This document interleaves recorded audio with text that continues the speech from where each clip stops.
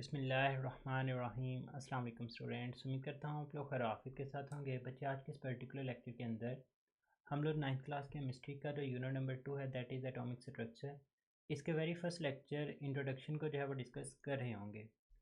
बच्चे, इंट्रोडक्शन के अंदर जो आप लोगों को सबसे पहले एक कॉन्सेप्ट दिया जा रहा है वो ये है कि elements are very different from each other, कि जो एलिमेंट्स होते हैं वो एक दूसरे से कदरे मुख्तलिफ होते हैं। कुछ एलिमेंट्स ऐसे होते हैं जो कि एग्जिस्ट करते हैं in the form of solid.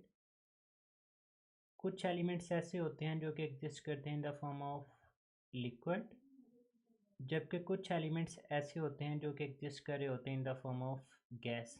अब ये एलिमेंट क्या है, इसका कॉन्सेप्ट हम लोगों ने चैप्टर नंबर 1 के अंदर बहुत अच्छी तरह से सीखा था। पीरियोडिक टेबल के अंदर मौजूद जो 118 एलिमेंट्स हैं, इनमें से कुछ एलिमेंट्स ऐसे हैं जो कि लिक्विड फॉर्म में एग्जिस्ट करते हैं, जिसके एग्जांपल ब्रोमीन और मरकरी आ जाते हैं। कुछ एलिमेंट्स ऐसे हैं जो कि गैशियस फॉर्म में एग्जिस्ट करते हैं, इसके एग्जांपल के अंदर हमारे पास हाइड्रोजन आ जाती है, ऑक्सीजन आ जाती है, नाइट्रोजन आ जाती है। और कुछ एलिमेंट्स ऐसे हैं जो कि सॉलिड फॉर्म में एग्जिस्ट करते हैं, जैसे हमारे पास सोडियम मेटल है, मैग्नीशियम मेटल है। तो elements are very different from each other, लेकिन बच्चे इनके अंदर एक कॉमन चीज़ होती है, और वो कॉमन चीज़ क्या है, चाहे वो एलिमेंट एग्जिस्ट करें in the form of solid, चाहे वो एलिमेंट एग्जिस्ट करे in the form of gas, और चाहे वो एलिमेंट एग्जिस्ट कर रहा हो in the form of gas या मेटल, लिक्विड की फॉर्म में एग्जिस्ट करेगा या सॉलिड की फॉर्म में, इन सभी के अंदर एक चीज़ है वो कॉमन होगी, और वो कॉमन चीज़ ये होगी कि तमाम के तमाम जो एलिमेंट्स होते हैं वो मिलकर बने हुए होते हैं एक ही चीज़ से, और उस चीज़ को हम लोग नाम देते हैं एटम्स का।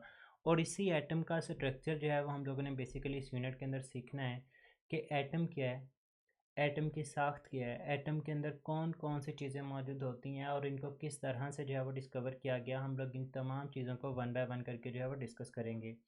अब बच्चे, आपकी बुक के अंदर एग्जांपल दी गई हैं कि हमारे पास जो सल्फ़र है वो कदरे मुख्तलिफ है गोल्ड से।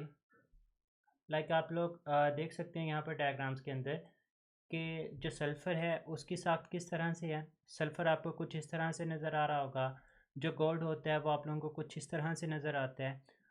दोनों के दोनों सॉलिड फेज़ की फॉर्म में एग्जिस्ट करते हैं, जबकि ब्रोमीन जो है वो आपको कुछ इस तरह से नज़र आ रहा होगा।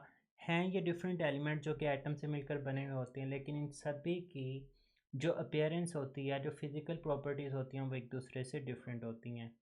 अब आप लोगों की बुक के अंदर पहले ही पेज के ऊपर 3 डायग्राम्स गिवन है, और तीनों डायग्राम के नीचे करके उसने पूछा हुआ है आप लोगों से कि बताएं इन एलिमेंट्स के नाम क्या हैं।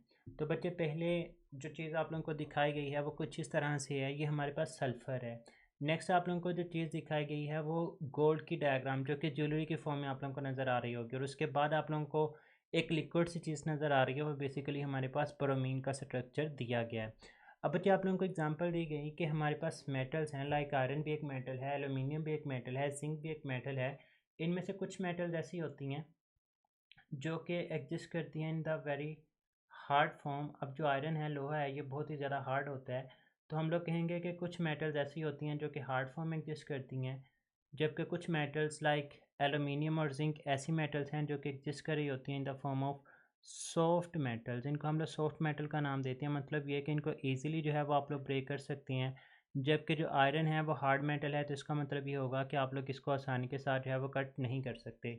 इसी तरह से हमारे पास जो मेटल्स होती हैं, मेटल्स की अगर आप लोग सरफेस देखते हैं तो इनकी सरफेस देखकर आप लोगों को आइडिया होगा कि मेटल्स की जो सरफेस होती है वो बहुत ही ज़्यादा चमकदार होती है। जैसे आप लोगों को डायग्राम के अंदर नज़र आ रहा होगा, ये हमारे पास एक सोडियम की मेटल है जिसको फ्रेशली कट किया गया है, मतलब अभी ही अगर हम लोग इसको कट करें तो इसकी सरफेस जो है वो आप लोगों को इस तरह से चमकती हुई दिखाई देगी।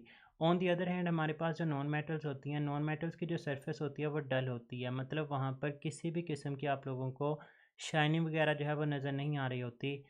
इन शॉर्ट, बात करने का मकसद, यहाँ पर हम लोगों ने इतनी सारी एग्जांपल्स को कोट किया कि हैं ये एलिमेंट्स ही, ये सारे के सारे मिलकर बने तो एटम से ही होते हैं, लेकिन फिर भी इनकी जो अपीयरेंस है, किसी की साख्त डिफरेंट है, किसी की सख्तपन जो है वो डिफरेंट होता है। कोई सॉलिड फॉर्म में एग्जिस्ट कर रहा है, कोई लिक्विड फॉर्म में एग्जिस्ट कर रहा है, कोई गैशियस फॉर्म में एग्जिस्ट कर रहा है। हालांकि ये सारे के सारे एटम्स के ऊपर ही मुश्तमिल होते हैं, तो हम लोग जहन में ये क्वेश्चन तो ज़रूर आता है कि why these elements are quite different from each other. तो बच्चे, इसका एक ही आंसर है कि ये तमाम के तमाम एलिमेंट्स हैं वो एक दूसरे से अगर डिफरेंट हैं तो इनकी रीज़न यही होती है कि these elements are quite different from each other due to difference in the structure of their atoms. बने तो ये एटम से ही होंगे, लेकिन इनके जो एटम्स होते हैं उनकी जो स्ट्रक्चर है वही एक दूसरे से डिफरेंट होती है, जिसकी वजह से फिर आगे उनकी इंटायरली जो प्रॉपर्टीज़ होती हैं वो डिफरेंट होती हैं।